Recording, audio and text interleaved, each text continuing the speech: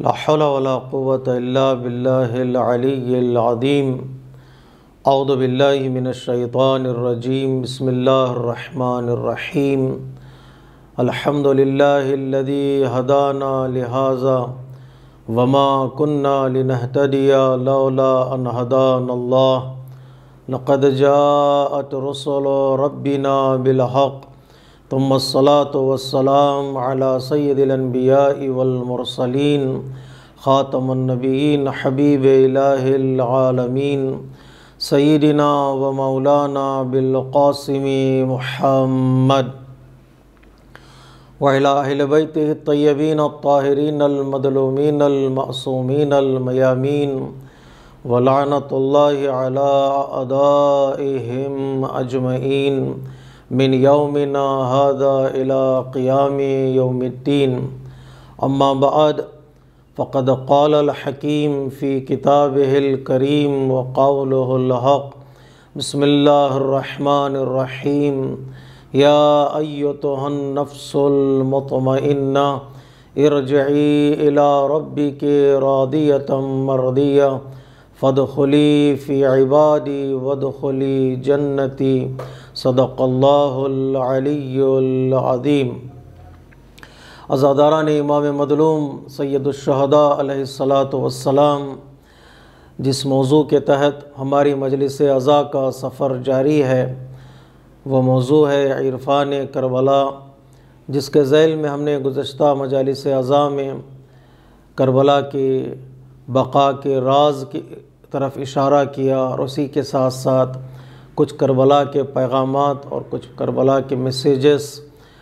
جو ہماری زندگی کے لیے ضروری ہیں ان چیزوں کی طرف اشارہ کیا. گزشتہ مجلس میں ہم نے وفا کی قسمیں کیا ہیں، کیوں عباس علمدار علیہ السلام کو وفادار کہتے ہیں، کہ آپ کی شخصیت کتنی کمپلیٹ اور پرفیکٹ ہے، اس کی طرف ہم نے اشارہ کیا. اصحاب امام حسین علیہ السلام اور یاران اور اولاد امام حسین علیہ السلام میں نہ تنہا وفا کا جذبہ موجود تھا، اور وہ جو کچھ وہ وعدہ کر چکے تھے امام سے، امام کے ہاتھوں پر بیعت کر چکے تھے، انہوں نے اس کو پورا کیا. بلکہ روایتوں کا اگر ہم مطالعہ کریں اور کربلا کی تاریخ کا مطالعہ کریں، یہ چیز بھی صاف ہمیں نظر آتی ہے کہ کربلا والوں کے اندر شہادت کا اور قربانیوں کا جذبہ موجود تھا. انہوں نے یہ سبق امام حسین علیہ السلام کی ہمراہی میں اور صحابیت میں سیکھا تھا کہ زندگی کی بقا کا راز وہ قربانیوں میں ہے، ایثار میں ہے، فداکاری میں ہے، یا قرآن کی زبان میں جذبہ شہادت میں ہے. اگر ہم قرآن مجید کی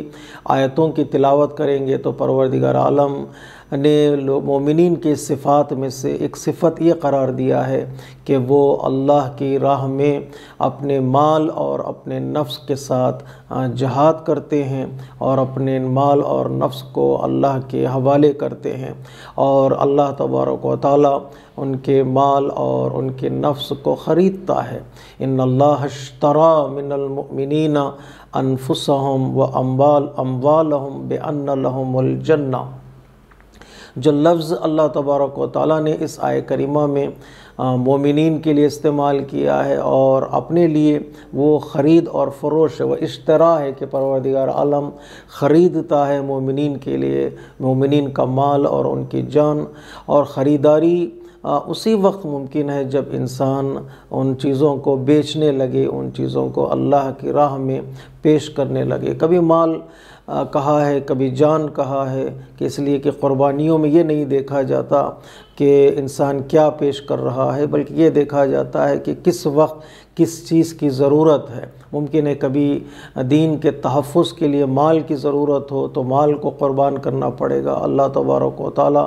ان سے مال خریدتا ہے، اس لیے کہ وہ خریدے عطا کرنے کے لیے بیچنے کے لیے تیار ہوتے ہیں. کبھی جان ہے، کبھی اولاد ہے، اور انسان اپنا سب کچھ لٹانے کے لیے تیار ہوتا ہے تو اللہ تبارک و تعالیٰ ان سے خریدتا ہے. خوبصورتی یہ ہے کہ لفظ جو اللہ تبارک و تعالیٰ نے یہاں پر استعمال کیا ہے وہ تجارت کا ہے، وہ بزنس کا ہے۔ قرآن مجید میں کئی آیتوں میں خود لفظ تجارت کو اللہ تبارک و تعالیٰ نے دہرایا ہے، جیسے خطاب کرتے ہوئے مومنین سے اللہ تبارک و تعالیٰ قرآن مجید میں ارشاد فرماتا ہے هل ادلکم علی تجارت تنجیکم من عذاب علیم، کیا میں ایسی تجارت تمہیں بتاؤں، ایسا بزنس تمہیں بتاؤں جس کے ذریعے سے تم اپنے آپ کو دردناک پنشمنٹ سے، عذاب سے بچا سکتے ہو۔ تو لفظ تجارت قرآن مجید میں بیان کیا، اس لیے تجارت میں دو فریق کا ہونا بہت ضروری ہے، ایک بیچنے والا اور دوسرا خریدنے والا۔ اور تیسری چیز جو تجارت میں ضروری ہے، جس چیز کو بیچنے والا اللہ کی راہ میں یا اللہ کی بارگاہ میں پیش کرتا ہے، وہ نفس ہے، کبھی مال ہے، کبھی جان اور کبھی اولاد۔ نہ تنہا اس آیہ کریمہ میں اللہ تبارک و تعالیٰ نے تجارت کا لفظ استعمال کیا ہے، بلکہ سورہ جمعہ میں بھی پروردگار عالم نے اس بات کی طرف اشارہ کیا ہے کہ جو لوگ اذان کی آواز کو سن کر، مؤذن کی ندا کو سن کر مسجد کی طرف دوڑ کر آتے ہیں، اپنی تجارت چھوڑ دیتے، بیع کا لفظ استعمال کیا، وَذَرُوا الْبَيْعَ، اللہ حکم دیتا ہے کہ تم بیع اور تجارت کو چھوڑ دو، بزنس کو چھوڑو، آؤ اور آنے کے بعد اللہ کے ذکر میں مصروف ہو جاؤ۔ جو ہی ذکر ختم ہو، اللہ کا نماز ختم ہو، تو ایک بار پھر اللہ تبارک و تعالیٰ لوگوں کو فرمان دیتا ہے، صاحبان ایمان کو، کہ وہ فَانْتَشِرُوا فِي الْأَرْضِ، اس کے بعد جاؤ زمین میں پھیل جاؤ، وَابْتَغُوا مِنْ فَضْلِ اللَّهِ، اور اللہ کے فضل سے طلب کرو، اس لیے کہ اللہ کا فضل جس کے شامل حال ہو جائے اس کی زندگی کامیاب ہو جاتی ہے۔ یہ نہیں، جو لوگ ایک گھنٹہ اللہ کی عبادت کے لیے دیتے ہیں، پروردگار عالم ان کے لیے فضل کا دروازہ کھول دیتا۔ یہ نہ سوچے کہ انسان کے تھوڑی دیر کے لیے میرا نقصان ہو گیا، میرے بزنس کا نقصان ہوا اور میرے کام کا نقصان ہوا کہ ایک گھنٹہ میں نے بزنس چھوڑ دی ہے، کام چھوڑ دیا ہے، تو اللہ تبارک و تعالیٰ کہتا ہے گھبراؤ نہیں، اب نماز کے بعد اللہ تمہارے ساتھ ہے، اللہ کا فضل تمہارے ساتھ ہے، اور اس کا ذکر کرتے چلے جاؤ، اللہ تبارک و تعالیٰ تمہارے رزق میں برکت عطا کرے گا۔ تو لفظ تجارت اور تجارت کے اصول قرآن مجید میں بتائے گئے، خصوصی طور پر جہاں پر بات قربانیوں کی اور بات ایثار کی آتی ہے۔ ایک عالم دین نے اس آیہ کریمہ کی تفسیر میں جہاں لفظ تجارت کی بحث آتی ہے تو اس نے بڑا خوبصورت نتیجہ نکالا ہے کامنٹری آف دا قرآن میں، وہ یہ کہ ہر انسان اس دنیا میں جو ہے وہ اپنے آپ کو بیچتا ہے، کبھی انسان کا ہاتھ بکتا ہے، کبھی انسان کی زبان بکتی ہے، لوگ اس کو خریدتے ہیں اور انسان کی کچھ قیمت عطا کرتے ہیں، کبھی انسان زبان کے ذریعے سے اپنے آپ کو بیچ دیتا ہے، اس کی زبان جو ہے باطل کی، اس کی زبان طاغوت کی نقارہ بن جاتی ہے، ظالموں کی تعریف میں انسان زبان اپنی کھولنے لگتا ہے، کبھی انسان کا قلم بک جاتا ہے اور وہ ظالمین کے فیور میں، ظالمین کے پروفٹ میں، بینیفٹ میں بات لکھنے لگتا ہے، کبھی آرٹیکل کی صورت میں، کبھی کتاب کی صورت میں۔ انسان جو ہے وہ بزنس کرتا ہے، انسان تجارت کرتا ہے اور بیچتا ہے چیزوں کو۔ اسی کی طرف اللہ تبارک و تعالیٰ نے اشارہ کیا ہے سورہ والعصر میں کہ ان الانسان لفی خسر، اس تجارت میں، اس بزنس میں انسان نقصان میں رہتا ہے، گھاٹے میں رہتا ہے، چاہے وہ قلم بکے، چاہے وہ زبان بکے، چاہے انسان کا وقت برباد ہو، وقت دے ظالم کے لیے، کسی نہ کسی طریقے سے انسان اپنے آپ کو بیچتا ہے۔ تو تفسیر میں اس نے کہا ہے کہ کیوں لوگ دنیا والے انسان کو اس کی قیمت نہیں دے سکتے، ممکن ہے چند سکے انسان کو مل جائے، ممکن ہے چند جملے تعریف کے انسان کو مل جائیں، لیکن جو انسان کی قیمت ہے وہ چند سکوں کے برابر نہیں ہے۔ انسان کی قیمت بہت زیادہ ہے، انسان کی قیمت، انسان کو کوئی خرید نہیں سکتا ہے، نہ انسان کا قلم خرید سکتا ہے کوئی دوسرا انسان، نہ اس کی زبان خرید سکتا ہے۔ صرف دھوکہ دیا جاتا ہے انسان کو کہ وہ بیچ دے، اور انسان بھی لالچ میں آ کر اپنا سب کچھ بیچ دیتا ہے۔ اس کی طرف مولا کائنات نے بڑا خوبصورت جملہ نہج البلاغہ میں ارشاد فرمایا ہے، وہ جملہ یہ کہ اگر بیچنا ہی ہے اپنے آپ کو، اگر مارکیٹ میں لانا ہے اپنے آپ کو، کبھی ہاتھ بیچنا ہے، زبان بیچنا ہے، تو کوشش کوشش کرو یا کرنا ہی پڑے گا تمہیں، وہ اللہ کی بارگاہ میں اس کو بیچو۔ اللہ کی مدح، اللہ کی تعریف، دین کی مدح، دین کی تعریف، محمد و آل محمد کی ثنا اور ان کی تعریف میں زبان کھلے، اپنا وقت کچھ خرچ کرو، اپنا قلم ان کی تعریف میں اور ان کی مدح میں لکھو، ان کے فضائل بیان کرو، ان کے کمالات بیان کرو، اس لیے کہ تمہارے نفسوں کی بہت بڑی قیمت ہے۔ اللہ اکبر، خوبصورت جملہ ہے مولا کائنات کا۔ مولا کائنات فرماتے ہیں ان لانفسکم ثمن، تمہارے نفسوں کی قیمت ہے، تمہارے جان کی قیمت ہے، یوں اس کو بیکار نہ کرو، یوں اس کو سستے میں نہ بیچو، تم اپنی ویلیو کو، تم اپنے قدر کو سمجھو۔ تو اگر بیچنا ہی ہے تو الا فلا تبیعوها الا بالجنہ۔ پھر ایک بار مولا کائنات نے تجارت کا لفظ استعمال کیا، بیع یعنی بیچنے کا، کہ تم اس کو نہ بیچو اپنے نفس کو مگر یہ کہ جنت کے مقابل میں۔ اگر بیچنا ہی ہے تو نفس کو بیچو اور جنت لو۔ جنت اعلیٰ ترین انعام ہے جو اللہ تبارک و تعالیٰ کی بارگاہ سے ایک بندے مومن کو دیا جاتا ہے۔ تو اس بات پر خاص خیال رہے کہ مولا کائنات فرماتے بیچنا ہے تو اگر بیچو، اس لیے کی طرف سورہ والعصر میں اشارہ ہے کہ الا الذین آمنوا وعملوا الصالحات، جو نیک کام کرتے ہیں، ایمان لے کر آتے ہیں، حق کی تلقین کرتے ہیں، صبر کی سفارش کرتے ہیں، یہ وہی لوگ ہیں جو اپنے آپ کو اللہ کے حوالے کرتے ہیں۔ اب سوال یہ ہے کہ کیوں ہم اللہ کو بیچیں، اپنا اعمال، اپنی نیتوں کو، اپنی کوششوں کو اللہ کے حوالے کریں؟ اس لیے کہ اللہ سے بہتر اس دنیا میں کوئی خریدار نہیں ہے، اللہ سے بڑا اس دنیا اور آخرت میں کوئی خریدار نہیں ہے۔ دنیا والے کچھ چیزوں کو خریدتے ہیں، کچھ چیزوں کو نہیں خریدتے ہیں، انسان کو قیمت ادا نہیں کرتے، لیکن اللہ تبارک و تعالی ہر وہ چیز خریدتا ہے جو انسان اللہ کی بارگاہ میں پیش کرتا ہے۔ ہم چند مرحلے اس کو طے کریں گے۔ خصوصی طور پر جس بات کی طرف اشارہ کیا ہے وہ کہ قرآن مجید نے بھی اس بات کی طرف اشارہ کیا ہے، وہ اللہ تبارک و تعالی انسان کی نیتوں کو خریدتا ہے، انسان کی انٹینشنز کو خریدتا ہے۔ انسان جو سوچتا ہے، انسان کے دلوں میں کچھ چیزیں گزرتی ہیں، ان ساری چیزوں کو اللہ تبارک و تعالی ثواب عطا کرتا ہے، خریدتا ہے۔ دنیا کا کوئی ایسا تاجر نہیں ہے، ایسی کوئی دکان نہیں ہے دنیا میں جو انسان کی نیت پر، انسان کے ارادے پر، انسان کے انٹینشن پر ثواب عطا کرے۔ کوئی ایسی کمپنی نہیں ملے گی انسان کو کہ سوچ پر ثواب عطا کرے۔ حتیٰ چھٹے امام سے کسی نے سوال کیا، مولا فرشتے جو ہمارے کندھوں پر ہیں، کرامن کاتبین، کون سی چیزوں کو لکھتے ہیں؟ امام نے فرمایا ہر نیکی اور ہر برائی خدا نخواستہ جو انسان انجام دیتا ہے، فرشتے اس کو لکھتے ہیں۔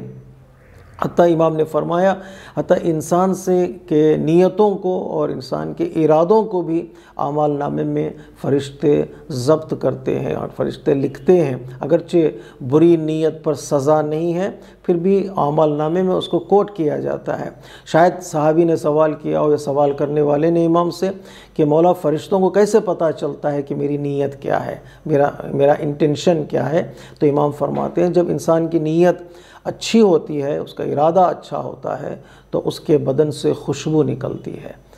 اور جب انسان کا خدا نخواستہ ارادہ برا ہوتا ہے تو اس کے بدن سے بدبو نکلتی ہے۔ خوشبو در حقیقت اچھی نیت ہونے کی نشانی ہے، اور پروردگار عالم اس نیت کو خریدتا ہے۔ اس نیت کے بدلے، اچھی نیت کے بدلے ثواب ضرور دیتا ہے، چاہے بری نیت کے بدلے عذاب اور سزا نہ ہو، جتنی نیتیں اچھی ہوتی ہیں۔ اس لیے قرآن مجید میں کئی آیتوں میں پروردگار عالم نے فی سبیل اللہ کہا ہے، للہ کہا ہے، کہ اللہ کے راستے میں کام ہو، اللہ کے لیے کام ہو۔ یہاں جہاں اہل بیت کی تعریف کی ہے سورہ دہر میں، تو اللہ تبارک و تعالیٰ نے علی حبہ کہا ہے کہ اللہ کی محبت میں اور اللہ کی چاہت میں انسان اگر کام کرتا چلا جائے تو پروردگار عالم نیتوں کو خریدتا ہے، نیت کو خریدتا ہے۔ اور جو دوسرا مرحلہ ہے اللہ سے ہم اپنے معاملات کو رکھیں، تجارت کریں، وہ یہ کہ اللہ کوشش کو خریدتا ہے، ایفرٹس کو اللہ خریدتا ہے۔ اگر انسان کوشش کرے، چاہے وہ منزل تک نہ پہنچے، چاہے وہ مقصد تک نہ پہنچے، چاہے اس کا وہ کام پورا نہ ہو، لیکن قرآن مجید کہتا ہے اللہ تبارک و تعالیٰ انسان کی اس کوشش پر اجر عطا کرتا ہے، اس کوشش پر پروردگار عالم انعام عطا کرتا ہے۔ ہم سب کو وہ آیت کا ٹکڑا یاد ہے، وہ ان لیس للانسان الا ما سعی، انسان کوشش کے سوا اور کچھ نہیں ہے۔ وہ کوشش کرتا ہے، ہر کوشش کرنے والا نتیجے تک پہنچ جائے، ہر کوشش کرنے والا کو رزلٹ مل جائے، اس کی کوئی ضمانت نہیں ہے، لیکن انسان کوشش کرے، اور کوشش کو پروردگار عالم جتنی وہ کوشش کرے گا اس کو ریوارڈ عطا کرے گا، اس کو انعام عطا کرے گا۔ قرآن مجید میں کئی ایسی چیزیں ہمارے پاس موجود ہیں جو اشارہ کرتی ہیں کہ تمہاری کوششوں پر اللہ تبارک و تعالیٰ ثواب عطا کرے گا۔ تیسری چیز جس کی طرف اشارہ کیا ہے علماء کرام نے وہ کہ اللہ عمل کو خریدتا ہے، عمل چاہے چھوٹا ہو، عمل چاہے بڑا ہو۔ چھوٹا عمل وَمَن يَعْمَلْ مِثْقَالَ ذَرَّةٍ خَيْرًا يَرَهُ، ذرہ یعنی ایک خشخاش کے تنکے سے بھی کم، ایک ذرے کے سائز سے بھی چھوٹا سائز کا بھی عمل ہو، وہ رات کی تاریکی میں سیاہ پتھر پر 7 سمندر کے اندر ہو، تب بھی پروردگار عالم اس عمل کو کاؤنٹ کرتا ہے، اور اس عمل کو پروردگار عالم فرشتوں کو حکم دیتا ہے کہ وہ نوٹ کرے، اور آخرت میں اس کا اجر بھی بندے کو دیا جائے گا۔ چھوٹے سے چھوٹا عمل جسے ہم چھوٹا کہتے ہیں، یا ذرے بین کی نگاہوں سے، ٹیلیسکوپ کی نگاہوں سے دیکھے تب بھی وہ نظر نہ آئے، پھر بھی جو ہے پروردگار عالم اس عمل کو خریدتا ہے۔ اس لیے مولا کائنات نہج البلاغہ میں ارشاد فرماتے ہیں کوئی بھی عمل جو اللہ کی راہ میں کیا جاتا ہے اس کو چھوٹا نہ سمجھو،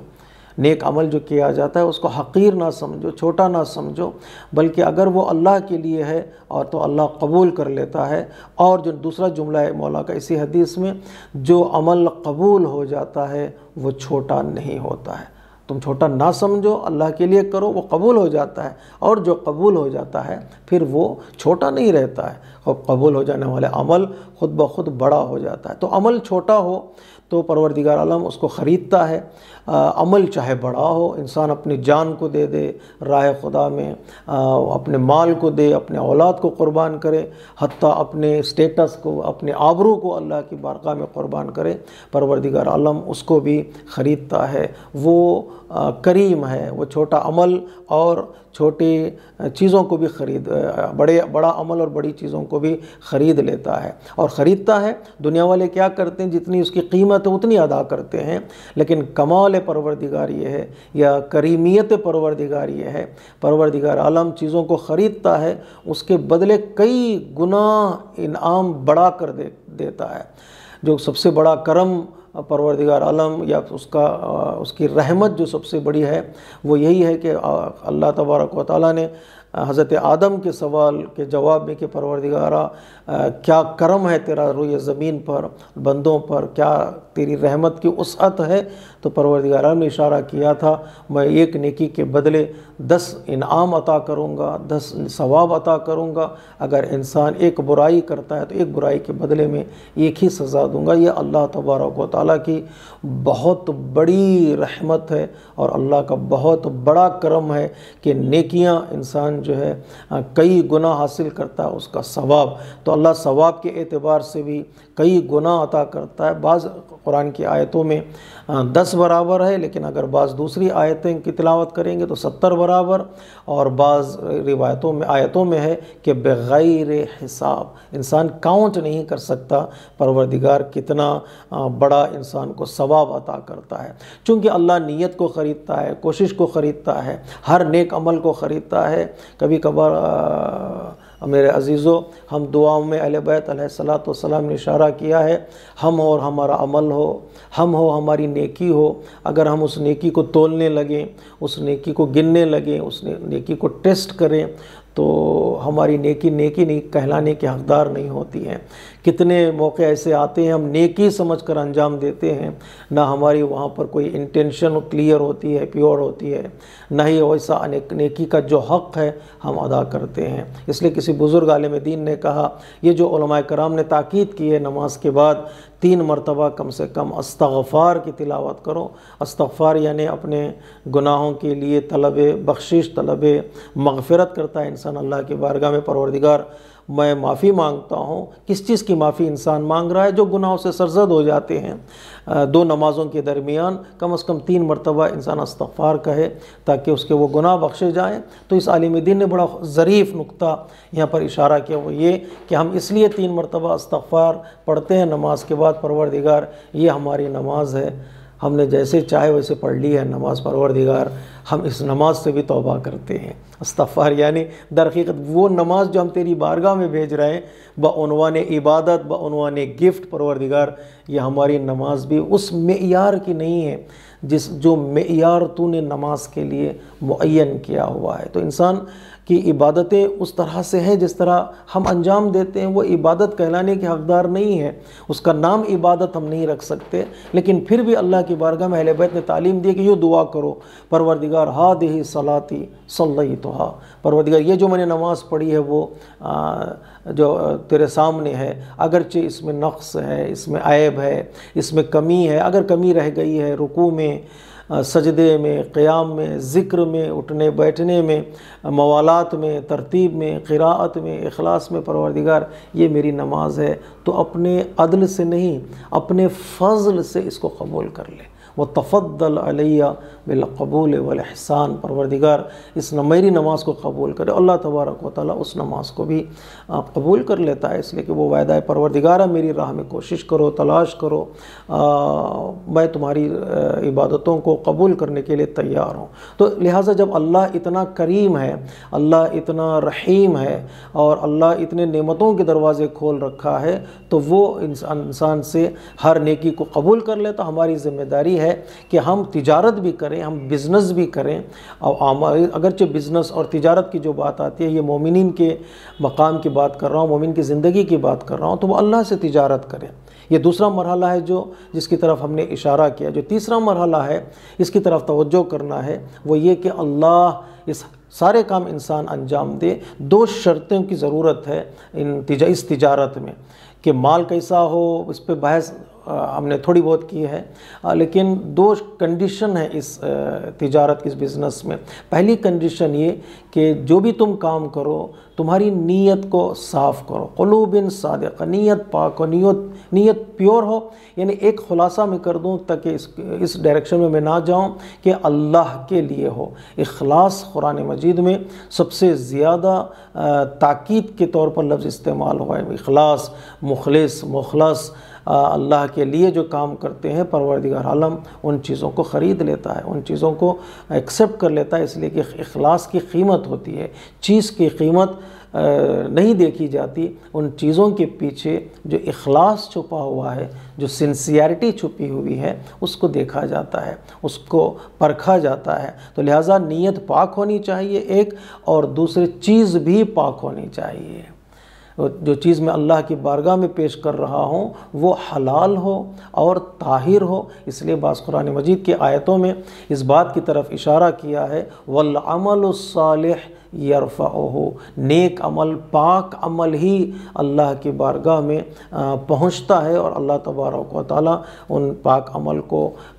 ایکسیپٹ کرتا ہے اور اس کے بدلے ریوارڈ عطا کرتا ہے۔ ان دو چیزوں کے پاس طرف خیال ہونا چاہیے۔ اس لیے پروردگار عالم نے مومنین کے مال، مومنین کا مال کہا ہے کہ ان اللہ اشترى من المؤمنین، مومنین میں سے کچھ مومنین کا اللہ نفس بھی خریدتا ہے اور مال بھی خریدتا ہے۔ کہ مومن ہے اس کا مطلب یہ کہ ان کی نیت اللہ کے لیے ہوگی، وہ اللہ کے لیے کام کریں گے، اور ان کا نفس اور ان کا مال اتنا پاک ہوگا کہ اللہ تبارک و تعالیٰ ان کو خرید لے گا، اور خریدنے کے بعد جو ریوارڈ عطا کرے گا وہ ریوارڈ جو ہے وہ جنت ہے۔ میرے عزیزوں دیکھیے کہ قرآن مجید کی اگر آیتوں کی ہم تلاوت کریں گے، خرید و فروخت کی جب بات آتی ہے تو ہمارا ذہن اگرچہ شب ہجرت کی طرف جاتا ہے، انشاءاللہ میں کسی اور مجلس میں اس کی طرف اشارہ کروں گا، لیکن یہاں پر مختصر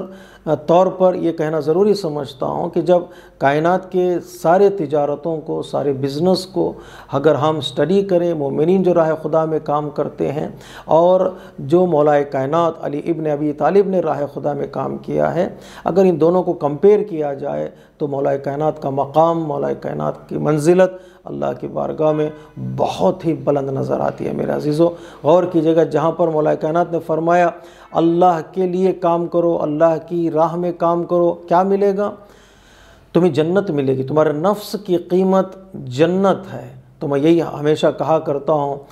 مولا آپ نے تو کہہ دیا مومن کے نفس کی قیمت جنت ہے، تو مجھے یہ بتائیے مولا کہ جب مومن کے نفس کی قیمت جنت ہے تو امیر المؤمنین کے نفس کی قیمت کیا ہوگی؟ کہ جب شب ہجرت آپ اللہ کی بارگاہ میں اپنے نفس کو پیش کر رہے ہیں، یا اپنے نفس کو پروردگار علی کے نفس کو خریدنا چاہ رہا ہے، وَمَن يَشْرِي نَفْسَهُ ابْتِغَاءَ مَرْضَاتِ اللَّهِ، اس نفس کی قیمت کیا ہے؟ آواز قدرت آئے گی، علی کے نفس کی قیمت رضا الہی ہے، وہ مرضی پروردگار عالم ہے۔ نفس کو خرید کر اللہ تبارک و تعالیٰ نے اپنے رضا اور اپنی خوشنودی علی کے حوالے کی ہے، یہ کہتے ہوئے علی تیری یہ قربانی اللہ کی بارگاہ میں قبول ہے، تیری یہ کوشش اللہ کی بارگاہ میں قبول ہے۔ صرف وہ پاک نیت کے ساتھ، سنسیئرٹی کے ساتھ اور پاک عمل، تیرا نفس کتنا پاک تھا کہ اللہ تبارک و تعالیٰ نے اس نفس کو خرید لیا ہے۔ میرے عزیزوں، میرے بزرگوں، قرآن کی آیتوں کی ہم تلاوت کریں گے تو کمال اہل بیت کا پتہ چلتا ہے، اہل بیت کی منزلت کا پتہ چلتا ہے۔ اہل بیت نے راہ خدا میں روٹی دی، 3 دن بھوکے اور پیاسے رہ کر، سورہ دہر میں اس بات کی طرف اشارہ ہے، وَيُطْعِمُونَ الطَّعَامَ عَلَىٰ حُبِّهِ مِسْكِينًا وَيَتِيمًا وَأَسِيرًا، کہ اللہ کی بارگاہ میں ان گھر والوں نے اللہ کی راہ میں روٹی دی۔ وہ روٹی کتنی پاک تھی، وہ روٹی کتنی طاہر تھی، وہ روٹی کتنی عظیم اور قیمتی تھی کہ اللہ تبارک و تعالیٰ نے اس روٹیوں کو لیا، ان روٹیوں کو لیا، اور روٹیوں کے بدلے اللہ نے کہا وَجَزَاؤُهُمْ بِمَا صَبَرُوا جَنَّةً وَحَرِيرًا، کہ ان روٹیوں کا بدلہ جو ہے ہم جنت کے طور پر اہل بیت علیہ السلام کو عطا کر رہے ہیں۔ علی نے راہ خدا میں روٹی دی، پروردگار عالم نے اس روٹی کو قبول کر لیا اور روٹی کے بدلے جنت عطا کی ہے۔ بات کو آگے بڑھاؤں کہ علی نے راہ خدا میں انگوٹھی دی، حالت نماز میں جب آپ تھے، سائل نے سوال کیا، آپ نے انگلی کا اشارہ کیا، سائل آیا، ایک انگوٹھی لے گئے۔ ابھی تھوڑی دیر گزری تھی کہ پیغمبر اسلام مسجد میں تشریف لائے، اس سائل کو بلایا اور پوچھا بتا تجھے کس نے انگوٹھی دی ہے؟ تو سائل نے اشارہ کیا مولا کائنات کی طرف، تو پیغمبر اسلام مولا کائنات کے قریب آئے اور آنے کے بعد کہا مبارک ہو علی، اللہ تبارک و تعالیٰ نے تیرے اس انفاق کو قبول کر لیا ہے، تیرے اس انگوٹھی کو بعنوان زکوٰۃ قبول کر لیا، نہ تنہا قبول کر لیا ہے، اس انگوٹھی کے بدلے پروردگار عالم نے تجھے ولایت کا مقام عطا کر رہا ہے، تجھے امامت کا مقام عطا کر رہا ہے کہ انما ولیکم اللہ ورسولہ والذین آمنوا الذین یقیمون الصلاة ویؤتون الزکاة وہم راکعون، مومنین میں سے کچھ ایسے لوگ ہیں جو اللہ کی راہ میں نماز پڑھتے ہیں یا نماز کی حالت میں زکوٰۃ عطا کرتے ہیں۔ پروردگار عالم ان کی زکوٰۃ کو اور ان کی اس کوشش کو قبول کرتا ہے۔ وہ انگوٹھی کی صورت میں تھی، روٹی دی تو اللہ نے قبول کر لیا، انگوٹھی دی تو اللہ نے قبول کر لیا۔ کتنی نیت پاک تھی اور کتنا عمل مولا کائنات کا صاف تھا کہ پروردگار عالم نے اس انگوٹھی کے بدلے ولایت کو عطا کیا، کیوں یہ ذمہ داری ہے۔ انگوٹھی کے بدلے پروردگار عالم نے ایک مقام عطا کیا ہے، اس لیے کہ علی نے اس کو راہ خدا میں خالصتاً للہ جو ہے وہ عطا کیا۔ اور تیسری چیز دیکھیے گا، روٹی کو قبول کیا، انگوٹھی کو قبول کیا، جو تیسری چیز ہے وہ مال ہے۔ مولا کائنات نے کتنی ایسی آیات کریمہ ہیں جہاں پر مولا کائنات کے فضائل میں نازل ہوئی ہیں مالی اعتبار سے، کہ علی کے مال کو اللہ تبارک و تعالیٰ نے قبول کیا ہے، اہل بیت کے انفاق کو اور آپ کے راہ خدا میں چیریٹی کو اللہ تبارک و تعالیٰ نے قبول کیا، اس لیے کہ مال بھی قیمتی ہے اللہ کی نگاہ میں۔ اگر وہ راہ خدا میں خرچ ہوتا ہے تو کسی صحابی کے تعریف میں وہ آیتیں نہیں ملتی جتنا علی کی تعریف میں مال کے اعتبار سے بھی ملتی ہیں۔ مال کہاں پر ضرورت پڑی اسلام کو، وہاں پر مولا کائنات نے اپنے مال کو قربان کیا۔ آیہ نجوہ ہمارے سامنے ہے، آیہ نجوہ میں پروردگار عالم نے کہا کہ اگر کوئی سوال کرنا چاہتا ہے پیغمبر اسلام سے تو اس کو راہ خدا میں 1 درہم دینا ہوگا، ایک سوال کے بدلے 1 درہم ہے، جو درہم دے گا صدقہ دے گا، فقیر کی مدد کرے گا، اس کو حق دیا جاتا ہے کہ وہ آئے پیغمبر اسلام سے سوال کرے۔ میرے عزیزو، قرآن مجید کی آیت اٹھا کر دیکھیے، آیہ نجوہ کی تفسیر دیکھیے گا۔ آیہ نجوہ کی تفسیر میں لکھا ہوا ہے کہ بزم اصحاب رسالت مآب میں کسی نے اس آیت پر عمل نہیں کیا سوائے علی ابن ابی طالب علیہ السلام نے۔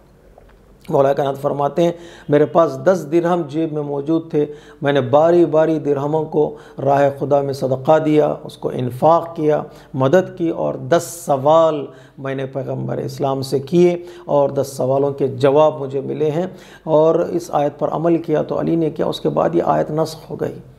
اب یہ آیت ہے ہی نہیں کہ انسان راہ خود سوال کرنے کے لیے کسی کو صدقہ دے اور اس کے بعد سوال کرے، نہیں، یہ آیت نسخ ہو گئی، منسوخ ہو گئی یہ آیت کریمہ۔ تو مولا کائنات فرماتے یہ آیت نازل ہوئی سوائے میرے کسی نے اس آیت پر عمل نہیں کیا، اب عمل کرنے کی کوئی جگہ بھی نہیں رہی۔ یہ فضیلت اور یہ کمال مخصوص ہے مولا کائنات علی ابن ابی طالب علیہ السلام سے۔ یہاں پر ٹھہر کر تفسیر نور کے کامنٹیٹر یا مفسر آغا قراتی مدثر اللہ العالی نے بڑا خوبصورت نقطہ اشارہ کیا ہے، وہ یہ ہے کہ علی نے علم کی راہ میں خرچ کیا۔ آئے نجوہ یعنی کیا؟ سوال کرو، صدقہ دو اور سوال کرو، راہ علم میں، راہ تعلیم میں علی نے اس پیسے کو خرچ کیا۔ تو یہ گویا مولا کائنات یہ پیغام دے رہے ہیں، اگر علم کی راہ میں کوئی خرچ کر سکتا ہے آج کی دنیا میں تو وہ علی کا ماننے والا ہے، علی کا شیعہ ہے، علی کا فالوور ہے۔ جہاں بھی علم کو پھیلانے کی ضرورت پڑے، جہاں بھی علم کو آگے لے جانے کی ضرورت پڑے، وہاں پر علی والے آگے بڑھنا چاہیے، بڑھ رہے ہیں انشاءاللہ، اور بہت آگے بڑھنا چاہیے، اس لیے کہ ان کے امام نے علم کی راہ میں خرچ کیا ہے، سوائے ان کے کوئی اور اس میدان میں نظر نہیں آیا ہے۔ اگر کہیں آپ دیکھ رہے ہیں کہ ہمارا کوئی آرگنائزیشن مثلاً آپ کے علاقے میں جو آرگنائزیشن ابھی ایسی اسلامک سینٹر آف زہرا سلام اللہ علیہا آپ کی خدمت میں ہے، والنٹیئرز آپ کی خدمت میں ہیں، عہدیداران آپ کی خدمت میں ہیں، اور یہ علم کی راہ میں خرچ کر رہے ہیں، پروگرامز آرگنائز کر رہے ہیں، چاہے محافل کی صورت میں ہو، چاہے مجالس کی صورت میں ہو، چاہے سنڈے اسکول کی صورت میں ہو، چاہے سیمینارز کی صورت میں ہو، چاہے کانفرنس کی صورت میں ہو، چاہے سلیبس کی صورت میں ہو، چاہے آن لائن کلاسز کی صورت میں ہو، ٹیچرز کا معین کرنا اور کتابوں کا پرنٹ کرنا، پروگرامز کو آرگنائز کرنا، تبرک کا اہتمام کرنا ایک بہت بڑی ذمہ داری ہوتی ہے، لیکن یہ ساری ذمہ داری کسی ایک مقصد کے لیے، وہ یہ کہ مکتب اہل بیت کا پیغام ہمارے بچوں کو پہنچے، مکتب اہل بیت کا پیغام کمیونٹی میں رہنے والے لوگوں کو پہنچے، اور یہاں سے نکل کر یہ پیغام جو ہے وہ دوسری قوم اور دوسری ملت تک جائے۔ تو اس راہ میں اگر کوئی خرچ کرنے کا کر سکتا ہے اور اسے کرنا بھی چاہیے تو وہ آپ لوگ ہیں جو اہل بیت علیہ السلام کے ماننے والے ہیں اور مولا کائنات کے نقش قدم پر چلنے والے ہیں۔ میں گزارش کرتا ہوں کہ اگر اس ادارے کے ذمہ دار حضرات، والنٹیئرز اور رسپانسیبل لوگ آپ کی خدمت میں آئیں تو یہ سوچ کر اس راہ میں خرچ کرنا کہ ہمارے مولا نے اس راہ میں خرچ کیا ہے، مولا کے ایک عمل کی تأسی کر کے دیکھیے گا کتنا ہمیں ریٹرن میں ملتا ہے۔ اس لیے کہ یہ جملہ مشہور ہے کسی عالم دین کا، اہل بیت ہمارا کوئی قرضہ اپنی گردن پر نہیں رکھتے اور وہ فوراً اس کو ادا کر دیتے ہیں۔ انسان کی زندگی سکون اور اطمینان سے گزرے گی اور پروردگار عالم ان کے رزق میں برکت عطا کرے گا اور انہیں تندرستی عطا کرے گا۔ بہترین طریقہ، بہترین راستہ پیسے کے خرچ کرنے کا وہ یہی راستہ ہے کہ جہاں علم کی باتیں ہوتی ہوں اور مکتب اہل بیت جو مکتب حقہ ہے اس کی باتیں ہوتی ہوں، وہاں پر انسان سوچ کر خرچ نہ کرے، خرچ کر دے، اور انشاءاللہ اہل بیت علیہ السلام اسے کئی گنا اللہ کی بارگاہ سے دلائیں گے۔ تو ایک مال کے خرچ کرنے کی جہاں بات آتی ہے وہاں مولا کائنات کا نام سر فہرست نظر آتا ہے، بلکہ میں ہمیشہ یہ جملہ کہا کرتا ہوں سوائے مولا کائنات کے اس مقام پر کوئی نظر نہیں آتا۔ تو روٹی دی تو علی نے، اور انگوٹھی دی تو علی نے، مال عطا کیا راہ خدا میں علی نے، اور جب بڑی بات آئی نفس کی سوائے علی کے کوئی بستر رسول پر سوتا ہوا نظر نہیں آیا، سوائے علی کے کوئی جنگوں میں حصہ لیتا ہوا نظر نہیں آیا۔ کوئی بھی جنگ ہو، چاہے وہ چھوٹی جنگ ہو یا بڑی جنگ ہو، ہر جنگ میں پارٹیسپیٹ کرنے والے، اپنے آپ کو پیش کرنے والے اور دشمنوں کے خلاف کھڑے ہونے والے مولا کائنات علی ابن ابی طالب علیہ السلام۔ کتنے موقع آئے کہ مولا کائنات نے اپنی جان کو اور اپنی جوانی کو راہ خدا میں پیش کیا۔ اللہ تبارک و تعالیٰ کہتا ہے یہ مجھے نفس چاہیے جو تیار ہے اللہ کی راہ میں پیش ہونے کے لیے۔ شب ہجرت میں شہادت تو نصیب نہیں ہوئی کہ مولا کائنات کی جان پر حملہ کیا ہو، اٹیک کیا ہو، لیکن صرف تیاری کو اللہ نے قبول کیا، چونکہ یہ تیار تھے بستر پر سونے کے لیے اور سو بھی گئے۔ اور اللہ تبارک و تعالیٰ کہتا ہے کہ یہ اخلاص، یہ سنسیئرٹی، یہ نفس کی پاکیزگی مجھے پسند ہے۔ میرے عزیزو، روٹی لی اللہ نے جنت دے دی، انگوٹھی لی ولایت دے دی، مال لیا پروردگار عالم نے اپنی مرضی دے دی، کمال عطا کیا، اور نفس لیا اور پروردگار عالم نے اپنی مرضی دے دی ہے۔ ان ساری چیزوں کو اللہ تبارک و تعالیٰ نے مولا کائنات سے اور اہل بیت علیہ الصلوۃ والسلام سے خریدا ہے، چونکہ یہ چیزیں پاک تھیں، یہ چیزیں طاہر تھیں، اور ان چیزوں کے پیچھے جو چیز چھپی ہوئی تھی وہ اخلاص تھا۔ انہوں نے کبھی بھی اپنی جان کو بچانے کے لیے، اپنے مال کو بچانے کے لیے انہوں نے اپنے آپ کو دین سے دور نہیں کیا، دین سے ڈسٹنس نہیں رکھا، اپنے آپ کو پیش کیا۔ اللہ تبارک و تعالیٰ کو ان کا کام یہ بہت پسند آیا۔ تو شاید علماء کرام نے اس تفسیر میں لکھا ہوا ہے کہ یہاں پر مومنین سے مراد اس آیت کریمہ میں اہل بیت علیہ الصلوۃ والسلام ہیں، اور اس کے بعد جو اہل بیت کے چاہنے والے ہیں، اہل بیت کے ماننے والے ہیں، اصحاب اہل بیت، انصار اہل بیت، آپ ان کی زندگی خصوصی طور پر چونکہ ہم ماہ محرم میں ہیں، کربلا والوں کو دیکھیے گا کس طرح کربلا والوں نے اپنا سب کچھ امام حسین علیہ الصلوۃ والسلام کے قدموں پر نثار کر دیا۔ ہم زیارت عاشورہ میں یہ پڑھتے ہیں کہ اللہم اجعل محیای محیا محمد و آل محمد، پروردگار ہماری زندگی اہل بیت کی زندگی کی طرح ہو، اور وہ ہماری موت اہل بیت کی موت کی طرح ہو، ان کا ہمارا انجام اہل بیت کے انجام کی طرح ہو۔ اس کے بعد ہم دعا کرتے ہیں کہ پروردگار راہ حق پہ، راہ صداقت پر ہمارے قدم ثابت قدم رہیں، ہم مضبوطی کے ساتھ ڈٹے رہیں، استقامت کریں، اور ہمارے لیے نمونہ عمل جو ہیں وہ امام حسین علیہ الصلوۃ والسلام ہیں اور امام حسین کے اصحاب ہیں۔ اس نقطے کی طرف میں اشارہ کرنا چاہ رہا تھا کہ الذین بدلوا مہجہم دون الحسین، کون اصحاب حسین ہیں جنہوں نے اپنے خون جگر کو حسین کے قدموں پر نچھاور کر دیا، نثار کر دیا اور قربان کر دیا۔ مہجہ یعنی خون دل کو کہتے ہیں۔ انہوں نے اپنا سارا خون دل سے اور سنسیئرٹی کے ساتھ امام حسین کی خدمت میں پیش کیا۔ ایک سلسلہ تھا، ایک کنیکشن تھا، اصحاب نے اپنی جان کو حسین کے لیے اور حسین نے اپنی جان کو اللہ کے دین کے لیے قربان کر دیا ہے۔ یہ قربانی کا جذبہ، یہ شوق شہادت، یہ اللہ کی راہ میں تجارت کرنے کا جو شوق اور جذبہ ہے، ہمیں کربلا والے عطا کرتے ہیں کہ انسان ہمیشہ آمادہ رہے، تیار رہے،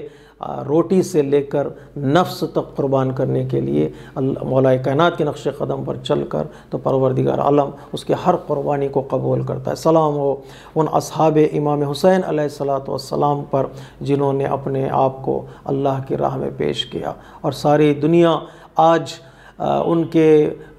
حرم کی طرف، ان کے مزاروں کی طرف رخ کر کے کہتی ہے یا لیتنی کنت معکم فافوز معکم، کاش ہم کربلا کے میدان میں ہوتے، اے اصحاب امام حسین علیہ الصلوۃ والسلام، ہم بھی تمہاری طرح اپنی جانوں کو قربان کرتے، فافوز فوزاً عظیما، وہ بلند مقام ہم حاصل کرتے جو بلند مقام اللہ تبارک و تعالیٰ نے اس شوق شہادت اور اس شہادت کے بدلے تمہیں عطا کیا ہے۔ کتنا خوبصورت کمال ہے جو اللہ تبارک و تعالیٰ نے ان کو عطا کیا۔ تو اللہ تبارک و تعالیٰ نے ان کی عزت کو بڑھا دیا، ان کے سٹیٹس کو بڑھا دیا، ان کے عظمت اور عزت کو اتنی بلندی تک پہنچایا ہے کہ بعد میں آنے والے اماموں نے اصحاب امام حسین علیہ الصلوۃ والسلام کی طرف رخ کر کے سلام کیا ہے، اور ان کے احترام میں باتیں کی ہیں، ان کے عظمت کے لیے باتیں کی ہیں، ان کے کسی اور صحابی کے ساتھ، کسی اور انصار کے ساتھ جو بعد میں آئے ہیں اماموں کے، ان اصحاب کا کمپیریزن نہیں ہو سکتا، اس لیے کہ انہوں نے اپنے آپ کو اس مقام تک پہنچایا جو مقام قرآن مجید دیکھنا چاہتا تھا بندہ، یا اس مقام تک پہنچ سکتا ہے۔ اصحاب امام حسین علیہ الصلوۃ والسلام نے پروف کیا کہ ہاں پہنچ سکتا ہے۔ نہ تنہا اصحاب امام حسین علیہ الصلوۃ والسلام نے جو کمالات کی منزل پر تھے وہ اور اپنے آپ کو آگے لے کر گئے، وہ ہیں اولاد امام حسین علیہ الصلوۃ والسلام، جس کی طرح گزشتہ مجلس میں ہم نے اشارہ کیا کس طرح حضرت قاسم علیہ الصلوۃ والسلام نے ان بلندیوں کے باوجود، کمالات کے باوجود، آپ نے اپنی جان کو حسین کے خدمت میں پیش کیا، اور کل کی مجلس میں ہم نے اشارہ کیا کہ کس طرح حضرت ابوالفضل العباس نے جو وعدہ کیا تھا امام کے تحفظ کا، جو وعدہ کیا تھا امام کی جان کی حفاظت کا، اس راہ میں اپنی جان کو اور اپنے وجود کو، حتیٰ اپنے بھائیوں کی جان کو آپ نے امام حسین پر نثار کیا اور دین مبین اسلام کے تحفظ کے لیے قربان کر دیا۔ اسی طرح ایک کے بعد دیگر اصحاب نے اپنی جانوں کو قربان کیا، اولاد امام حسین نے اپنی جانوں کو قربان کیا، اور وہ وقت آ ہی گیا کہ آپ کا جگر گوشہ ایک جوان بیٹا جس کی تربیت حضرت زینب سلام اللہ علیہا نے کی تھی، جوان جو کربلا کا شبیہ ہے، پیغمبر ہے، جو کربلا میں خلقاً و خلقاً و منطقاً، اخلاق کے اعتبار سے، کردار کے اعتبار سے، گفتار کے اعتبار سے شبیہ پیغمبر ہے، وہ امام حسین علیہ السلام کے سامنے یا روبرو کھڑا ہوا ہے، سر جھکا کر یہ کہہ رہا ہے کہ بابا رن کی اجازت دیجیے گا، جو کچھ صبح سے جو بھی انسان گیا ہے وہ واپس نہیں آیا، بابا آپ کی جان کی حفاظت دشمن للکار رہا ہے، آپ اس بیٹے کو اجازت دیجئے کہ وہ مقتل میں جائے اور اپنی جان کا نذرانہ دین کے تحفظ کے لیے، مکتب کے تحفظ کے لیے اللہ کی راہ میں پیش کر سکے۔ روایت یہ کہتی ہے امام نے اس طرح علی اکبر کے چہرے کو دیکھا جس طرح کوئی مایوس انسان دیکھتا ہے، وَنَظَرَ إِلَيْهِ نَظَرَ آئِسٍ، کہ ایک مایوس انسان کی طرح آپ نے علی اکبر کے چہرے کو دیکھا، شاید اس وجہ سے کہ جو بھی صبح سے گیا ہے وہ واپس نہیں آیا، شاید بیٹے اور باپ کے درمیان یہ آخری ملاقات ہو۔ امام نے علی اکبر کے سر پر نانا کا عمامہ رکھا اور دوش پر بابا کی ردا ڈالی اور ذوالفقار علی اکبر کے ہاتھ میں تھما کر کہا بیٹا خدا حافظ۔ علی اکبر کو گھوڑے پر سوار کیا اور یہ وصیت امام نے کی اور یہ گزارش امام نے کی، بیٹا جب تک تیرا اور میرا آمنا سامنا رہے مجھے دیکھتے جانا، مڑ مڑ کر مجھے دیکھتے جانا، تاکہ آخری لمحہ تک تیرا باپ تیرے چہرے کو دیکھ سکے۔ علی اکبر مقتل کی طرف چلے، جب مڑ کر دیکھا علی اکبر نے کیا دیکھا، باپ اپنے کمر پر ہاتھ رکھے اپنے کمر کو جھکائے پیچھے پیچھے چلا آ رہا ہے۔ ایک مرتبہ علی اکبر گھوڑے سے اترے، باپ کا احترام کیا اور سوال کیا بابا آپ نے تو اجازت دی تھی، پھر یہ پیچھے پیچھے آنے کی ضرورت کیا ہے؟ ایک مرتبہ امام نے ہر انسان کے ضمیر کو جھنجھوڑا، ایک نفسیاتی جملہ ارشاد فرمایا، بیٹا علی اکبر تجھے نہیں معلوم ایک باپ کی نگاہ میں جوان بیٹی کی قیمت کیا ہوتی ہے، تجھے نہیں معلوم باپ کی نگاہ میں ایک جوان بیٹے کا وجود کیا ہوتا ہے، کاش تم صاحب اولاد ہوتے تو جانتے بیٹا نگاہوں کے سامنے سے نہیں جا رہا ہے، آنکھوں کا نور نگاہوں کے سامنے سے جا رہا ہے، دل انسان کا نکل کر انسان کے مقتل میں جا رہا ہے۔ امام نے خدا حافظی کی، علی اکبر مقتل میں گئے، ایک جوان 3 دن کا بھوکا پیاسا مقتل میں ہے، مبارز طلب کر رہا ہے کربلا کے میدان میں، جو کئی جوان تھے ان جوانوں میں ایک علی اکبر تھے جنہوں نے میدان میں مبارز طلب کیا اور جنگ کی، ایسی جنگ کی کہ دشمن کے بڑے بڑے لوگ واصل نار ہوئے، واصل جہنم کیا علی اکبر نے، اور جب لوٹ کر آئے تو جوان بیٹے نے ایک سوال ایسا باپ سے کیا کہ عزاداروں کا دل یہاں ٹوٹ جاتا ہے۔ جب کامیاب ہو کر کوئی بچہ آتا ہے، یونیورسٹی سے کامیاب ہو کر آتا ہے، جب اسکول سے کامیاب ہو کر آتا ہے، بچہ کوئی سوال کرتا ہے نہیں، بلکہ ماں باپ انتظار کرتے ہیں کہ بچہ کوئی سوال کرے تو اس کے سوال کا جواب دیا جا سکے، اگر سوال کرے جواب نہ دے سکے تو ماں باپ ممکن ہے مایوس ہو جائیں۔ امام انتظار کر رہے تھے کہ میدان سے آنے والا یہ بچہ کامیاب ہو کر آ رہا ہے تو سوال کرے تو جواب دے۔ بچپن سے علی اکبر نے سوال نہیں کیا، انتظار تھا امام کو کہ علی اکبر سلام کرے، ایک مرد سوال کرے۔ ایک مرتبہ علی اکبر نے کہا باپ سے ملاقات کے بعد، بابا العطش قد قتل، بابا پیاس مجھے مارے دے رہی ہے، ایک قطرہ پانی کا مل جائے تو علی اکبر کو سکون مل جائے۔ اللہ اکبر، مانگنے والا کس مانگا تو پانی مانگا، اس لیے کہ یہ بتانا مقصود تھا کہ اے لوگوں جس حالت میں ہم جنگ کر رہے ہیں اس حالت میں کسی نے جنگ نہیں کی ہے، تشنگی کتنی زیادہ ہے، مقتل میں برداشت سے باہر تھی تشنگی، پھر بھی ہم نے دین کا دامن ہاتھ سے جانے نہ دیا، دیا، امامت اور رہبریت کا دامن ہاتھ سے جانے نہ دیا، یہ بتانا مقصود تھا یا یہ بتانا مقصود تھا؟ بیٹا جوان ہے کہ باپ سے کہا بابا پیاس لگی ہے، قطرہ پانی کا مل جائے۔ بعض روایتوں میں ہے کہ امام نے اپنی انگشتری علی اکبر کے دہن میں رکھی، یا بعض روایتوں میں ہے کہ باپ نے اپنی زبان کو بیٹے کی زبان میں دیا، یہ کہتے ہوئے کہ بیٹا تھوڑی دیر تمہیں سکون مل جائے گا۔ لیکن علی اکبر نے اپنی زبان کو کھینچ کر بتایا، اے دنیا والو، میرا باپ بہت پیاسا، حسین کی پیاس سب سے زیادہ ہے۔ ایک مرتبہ علی اکبر نے وہ جملہ، تاریخ ساز جملہ ارشاد فرمایا، بابا آپ کی زبان تو مجھ سے زیادہ سوکھی ہے۔ ایک مرتبہ حسین نے علی اکبر کو سینے سے لگایا، رن کی اجازت دی، علی اکبر مقتل کی طرف چلے۔ ایک 3 دن کا پیاسا نوجوان کتنی دیر لڑتا، ظالموں نے علی اکبر پر حملہ کیا۔ ارے کوئی علی اکبر پہ سر پر حملہ کر رہا تھا، کوئی علی اکبر کے بدن پر حملہ کر رہا تھا، ایک ظالم نے ایسا نیزہ علی اکبر کے سینے پر مارا، ارے یہ فرزند حسین گھوڑے پر سنبھل نہ سکا، زمین پر گرنے لگا تو خیمے کا رخ کر کے کہا، علیک منی السلام، بابا خدا حافظ۔ علماء کرام کہتے ہیں جو بھی گھوڑے سے گرتا تھا تو وہ حسین کو سلام کرتا تھا، السلام علیک یا مولا ادرکنی، لیکن علی اکبر کے سلام کرنے کا انداز الگ تھا۔ علی اکبر نے کہا بابا خدا حافظ، میں ہاتھ جوڑ کر کہوں گا علی اکبر تم نے سلام کا انداز کیوں بدل دیا،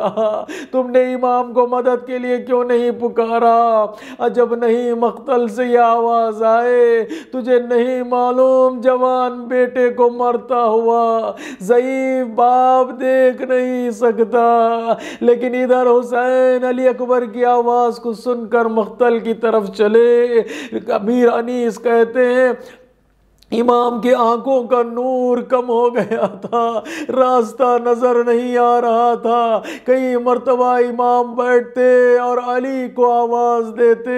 ہمیں نہیں معلوم مولا کس علی کو آواز دے رہے تھے، یا بابا علی کو کہ مشکل کشائی کریں، یا بیٹا علی کو کہ بتائیں وہ کس مقتل میں کس جگہ لیٹا ہوا ہے۔ ایک مرتبہ حسین یہ کہتے ہوئے جا رہے تھے، علی اکبر بتاؤ تم کہاں ہو؟ امام پہنچے، علی اکبر کے سرانے کیا دیکھا، علی اکبر کے سینے پہ برچی کا پھل ہے، ایک ہاتھ سینے پر ہے اور زخمی بیٹا مقتل میں لیٹا ہوا ہے۔ روایت یہ کہتی ہے کہ امام نے اپنے آستینوں کو الٹا سینے سے برچی کا پھل نکالنا چاہتے تھے اور نجف کا رخ کیا، شاید کہا ہوگا بابا در خیبر کو اکھاڑنا آسان ہے لیکن مقتل میں جوان بیٹے کے سینے سے برچی کا پھل نکالنا مشکل ہے۔ ارے امام نے اس برچی کے پھل کو نکالا، خون کا فوارہ جگر سے نکلا، علی اکبر اس دنیا سے سدھارے۔ امام نے خدا حافظی کی، علی اکبر کے بدن کو اٹھانا چاہتے تھے، بس ازادارو مصائب کی شب ہے۔ ایک مصیبت کا جملہ اور کہہ دوں، ایک مرتبہ امام علی اکبر کے بدن کو اٹھانا چاہتے تھے، ارے سر کو اٹھایا تو بدن زمین پر رہ گیا، سینے سے سینہ لگایا تو سب پیر زمین پر رہ گئے، کوئی نہ تھا جو حسین کو آسرا دیتا، کوئی نہ تھا جو حسین کو سہارا دیتا۔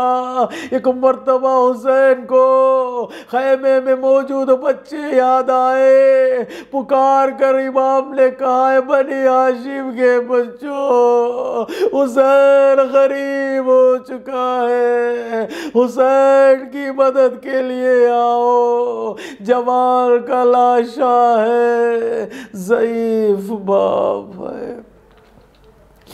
الا لعنت اللہ علی القوم الظالمین، سیعلم الذین ظلموا ای منقلب ینقلبون۔ ماتم حسین۔